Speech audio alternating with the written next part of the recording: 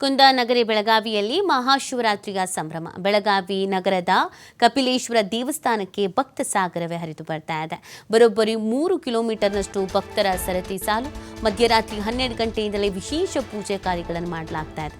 5,000 ವರ್ಷಗಳಷ್ಟು ಪುರಾತನ ದೇವಸ್ಥಾನನ ನಾಥ ಸಂಪ್ರದಾಯದಂತೆ ಶಿವನಿಗೆ ಇಲ್ಲಿ ಪೂಜೆ ಸಲ್ಲಿಕೆ ಮಾಡಲಾಗುತ್ತೆ. ಇವತ್ತು ಮಧ್ಯರಾತ್ರಿವರೆಗೂ ದೇವರಿಗೆ ವಿಶೇಷವಾದಂಥ ಪೂಜೆಯನ್ನು ಸಲ್ಲಿಕೆ ಮಾಡಲಾಗುತ್ತೆ. ಇವತ್ತು ಶಿವರಾತ್ರಿಯ ಹಿನ್ನೆಲೆಯಲ್ಲಿ ಎಲ್ಲ ಕಡೆಯಲ್ಲೂ ಕೂಡ ವಿಶೇಷವಾದಂಥ ಪೂಜಾ ಕಾರ್ಯಗಳನ್ನು ನೆರವೇರಿಸಲಾಗ್ತಾ ಇದೆ.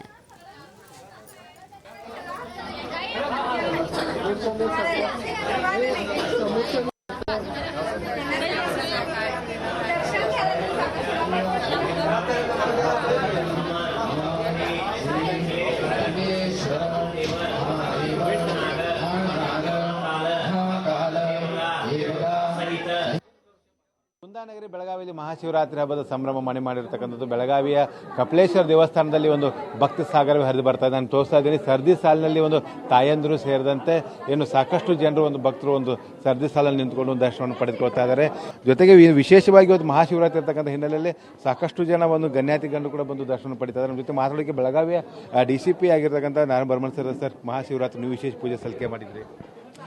ದಕ್ಷಿಣದ ಕಾಶಿಯಿಂದ ಪ್ರಖ್ಯಾತವಾಗಿರುವ ಶ್ರೀ ಕಪಿಲೇಶ್ವರ ದೇವಸ್ಥಾನದಲ್ಲಿ ಗ್ರಾಮದ ಪ್ರಮುಖರು ಅಧಿಕಾರಿಗಳ ಜೊತೆಗೆ ಇವತ್ತು ಹಾಲಿನ ಅಭಿಷೇಕ ಮಾಡಲಾಯಿತು. ಅತ್ಯಂತ ಸಂಪನ್ನವಾಗಿ ಪೂಜೆ ಪುರಸ್ಕಾರ ನಡೀತಾ ಇದೆ. ಇಲ್ಲಿ ಎಲ್ಲ ಸಾರ್ವಜನಿಕರು, ಸಾವಿರಾರು ಜನ ಸಾರ್ವಜನಿಕರು, ಯಾಕಂದರೆ ಎಲ್ಲ ಕಾಶಿ ವಿಶ್ವನಾಥ ದರ್ಶನ ಪಡೆದುಕೊಳ್ಳಿಕ್ಕೆ ಎಲ್ಲರಿಗೂ ಹೋಗ್ಲಿಕ್ಕೆ ಆಗೋದಿಲ್ಲ. ಅದಕ್ಕಾಗಿ ಪ್ರತಿ ವರ್ಷದಂತೆ ಈ ವರ್ಷ ಎಲ್ಲ ಕಮಿಟಿಯವರು ಕೂಡ ಭಾಳ ಅಚ್ಚುಕಟ್ಟಾಗಿ ವ್ಯವಸ್ಥೆ ಮಾಡಿದ್ದಾರೆ. ಎಲ್ಲ ಜನರಿಗೆ ಅತ್ಯಂತ ಸಮೃದ್ಧ ಪೂಜೆನೂ ಆಯಿತು.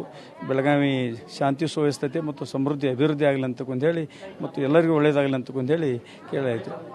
ಶ್ರೀ ಕಪಿಲೇಶ್ವರ ಮಹಾರಾಜ್ಗೆ ಜೈ. ಇನ್ನು ಪ್ರಮುಖವಾಗಿ ಇಡೀ ದೇವಸ್ಥಾನದ ಏನು ಪ್ರಮುಖ ಅರ್ಚಕರಾಗಿರ್ತಕ್ಕಂಥ ನಾಗರಾಜ್ ಅವರ ಕೇಳೋಣ ಸರ್, ಇವತ್ತು ಯಾವ ರೀತಿ ಒಂದು ವಿಶೇಷವಾಗಿ ಪೂಜೆಗಳನ್ನು ಮಾಡಿದ್ರಿ? ಓಂ ನಮಃ ಶಿವಾಯ. ಇವತ್ತು ಮಹಾಶಿವರಾತ್ರಿ ಆದ್ರಿಂದ ಕಪಿಲೇಶ್ವರ ಮಹಾರಾಜನಿಗೆ ನಿನ್ನೆ ರಾತ್ರಿ 12 ಗಂಟೆಯಿಂದ ಪಂಚಾಮೃತ ಅಭಿಷೇಕ, ಆಮೇಲೆ ರುದ್ರಾಭಿಷೇಕ, ಆಮೇಲೆ ಈಗ ಮಧ್ಯಾಹ್ನ 12 ಗಂಟೆ ಲಘು ರುದ್ರಾಭಿಷೇಕ. ಈ ಕಂಟಿನ್ಯೂಸ್ ಆಗಿ ಈಗ ಕಪಿಲೇಶ್ವರನಿಗೆ ರುದ್ರಾಭಿಷೇಕ ಜರುಗ್ತಾ ಇದ್ದಾವೆ. ಅದರಲ್ಲಿ ವಿಶೇಷವಾದ ರುದ್ರಾಭಿಷೇಕ ಅಂದರೆ ಇದು ರುದ್ರಾಭಿಷೇಕ ಶಿವನಿಗೆ ಅಂದರೆ ರುದ್ರಾಭಿಷೇಕ ಶಿವರಾತ್ರಿ ಆದ್ದರಿಂದ ಬಹಳ ವಿಶೇಷ. ವಿಶೇಷವಾಗಿ ಕಪಿಲೇಶ್ವರ ದೇವಸ್ಥಾನ ವಿಶೇಷತೆ ಏನು? ನಮ್ಮ ಕಪಿಲೇಶ್ವರ ದೇವಸ್ಥಾನ 5,700 ವರ್ಷದ ಹಿಂದಿನದು.